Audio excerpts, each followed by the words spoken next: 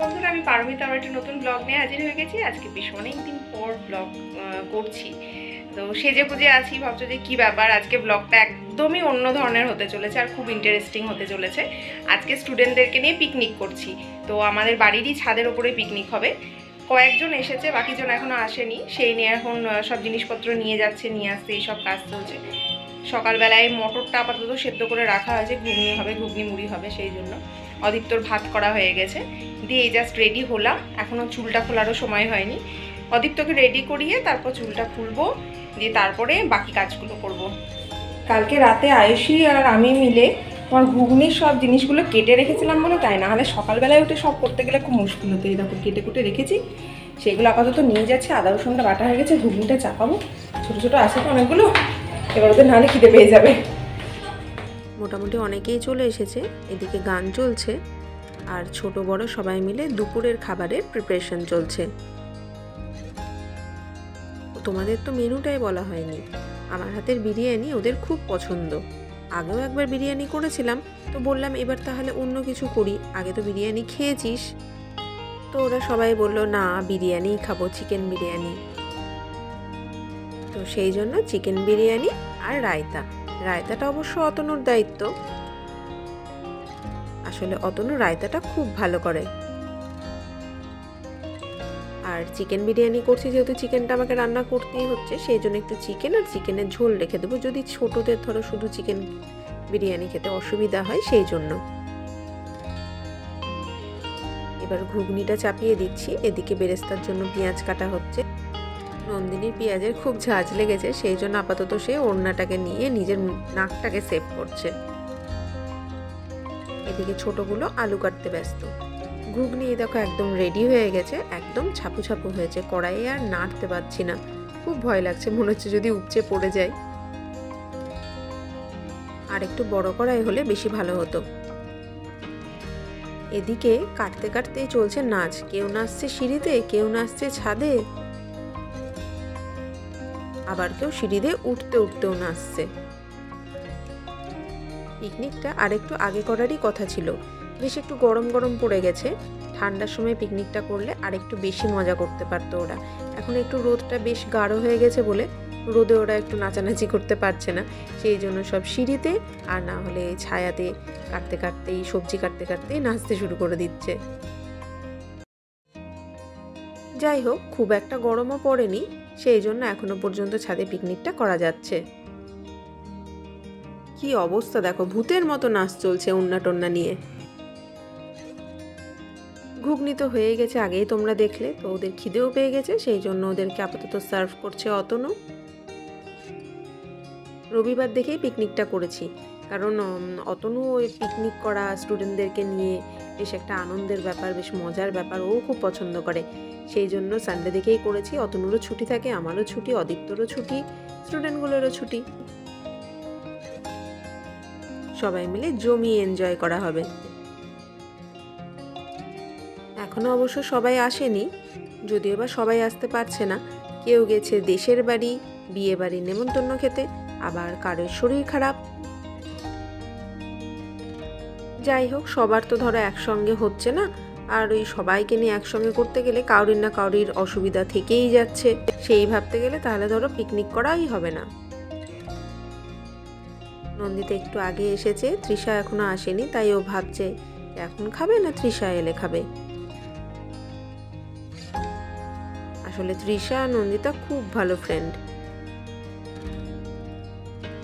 দেখেই বুঝতে পারছো যে বেশ রোদ উঠে গেছে, আর ওদিকে গান চলছে আর এদিকে ছোটগুলো নাচছে। ওদের তো খুব মজা। তখন তো সব কিছু কাটা হয়নি, সেই জন্য এদিকে বাকি জিনিসগুলো কাটছে, আর ওইদিকে অতনু ক্লিপ তুলছে। অদীপ্ত সব ক্লিপগুলোকে সিঁড়িতে ফেলে দিয়েছে। আয়ুষু বলেছিল আমাকে তেজপাতা জোগাড় করে দেবে। তেজপাতা নাকি একটা গাছ আছে কাছেই, তো ও নিয়ে এসেছে কাঁচা তেজপাতা। তেজপাতাটা আমি বিরিয়ানির যে ডেচকিটাতে করব সেটার তলে দিতাম, তো কাঁচা তেজপাতা তো ধরো হবে না, সেই জন্য সেই দোকান থেকে তেজপাতা অনেকটা আনতে হলো। যাই হোক, তেজপাতাটা আপাতত শুকোতে দেওয়া হয়েছে, শুকিয়ে গেলে তারপর ইউজ করব। আর এই দেখো ছাদের পাশের ঘরেই কি সব ভুতুরে রিলস ফিলস করছে, কি যে করছে ওরাই জানে।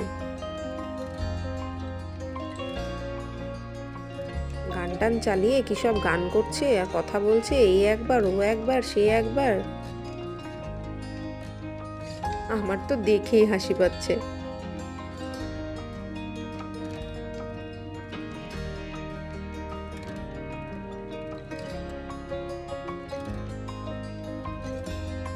আর নন্দিতা দিদিদেরকে হেল্প করছে ওই রিলস বানানোয়।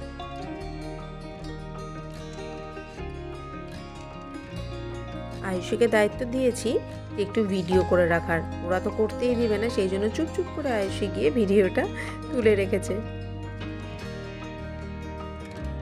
এই যে শুভশ্রী আর আয়ুষী কি সব করে বেড়াচ্ছে দেখো। যাই হোক, ওদের আনন্দের জন্যই পিকনিকটা করা, ওরা যে এত আনন্দ করছে সেটা দেখেই আমার ভালো লাগছে।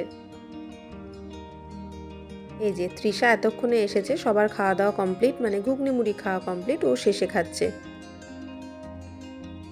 ক্লাস 10-এরগুলো অবশ্য এখনো আসেনি, ওদের আর একটা জায়গায় পড়া আছে, সেজন্য ওরা বলেই ছিল হয়তো ব্রেকফাস্টটা করবে না, একদম লাঞ্চই করবে। এই যে সোহান স্কুলে ট্রফি জিতে একদম ডিরেক্ট এখানে চলে এসেছে। আর বাবু ওর ট্রফি আর মেডেলটাকে খুব মনোযোগ সহকারে দেখছে। যারা যারা বাকি ছিল তারা একে একে আসছে। আর ডান্স আর সং এটা তো চলছেই, বেশ ভালোই নাচ করছে কিন্তু ওরা। আর রতনু আমাকে রান্নাতে হেল্প করছে। নাচানাচি করে আর বক বক করে ওদের খুব জল তেষ্টা পেয়ে গেছিল, সেই জন্য নিজেরাই শরবত বানালো আর খেলো। আমাকেও অবশ্য দিয়েছে, অতনুকেও দিয়েছে। এই যে স্পন্দন আর অভ্রদীপ চলে এসেছে, দুই বন্ধুতে ম্যাচিং করে একদম সাদা সাদা জামা পরে এসেছে। ওপরে বেশিরভাগ এখন খেলা চলছে, নাচানাচি চলছে। আমি নিচে এলাম, ওদিকে তোমার বিরিয়ানির চালটা ফুটছে, হোক বিরিয়ানি চালটা। তা করতে করতে অদীপ্তর জন্য চিকেন করবো, ও যেহেতু ঝাল একদম খেতে পারে না, সেজন্য ওর জন্য আলাদা করে নিচে চিকেন করতে এলাম।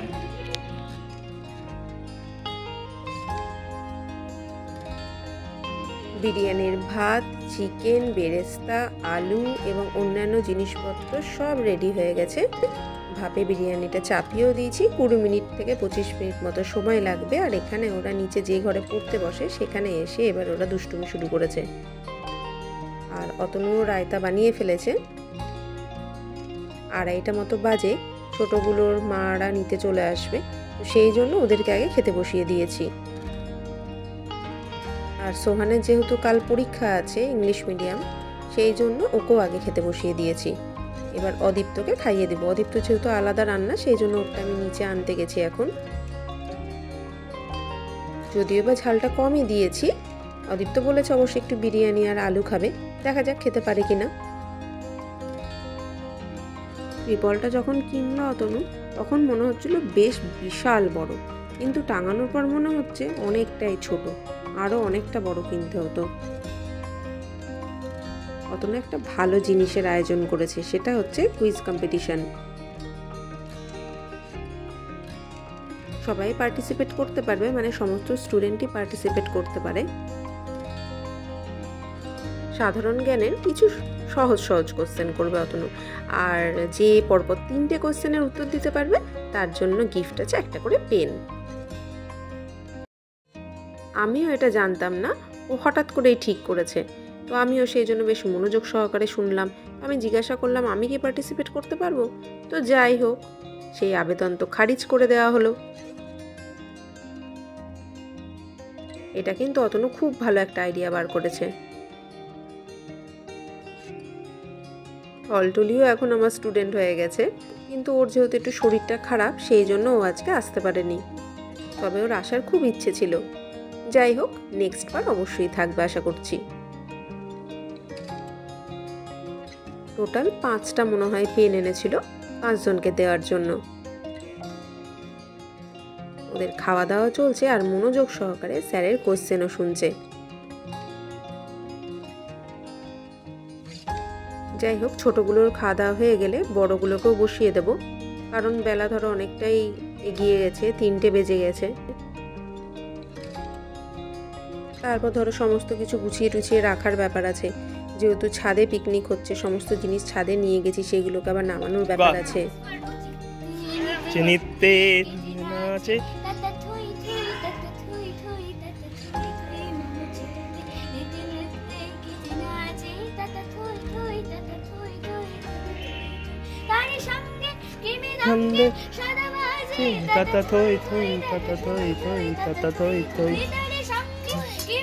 আর এইদিকে তোমার অনুষ্কা গান ধরেছে, ও কিন্তু খুব সুন্দর গান করে, কিন্তু ওর যেহেতু এখন একটু কাশি হয়েছে, একটু গলা ব্যথা আছে, সেই জন্য মানে একটু অসুবিধাই হচ্ছে ওর গান করতে, কিন্তু ভালোবাসে বলে কিন্তু খুব সুন্দর করছে। আর এদিকে সমস্ত গার্জেনের ফোন করা শুরু হয়ে গেছে যে খাওয়া হয়েছে কিনা, তারা আসবে কিনা, বাড়ি থেকে বেরোবে কিনা। জন্ম নাচে মৃত্যু নাচে পাছে তাতা থই থই তাতা থই থই তাতা থই থই আনন্দ কি আনন্দ কি আনন্দ কি আনন্দ।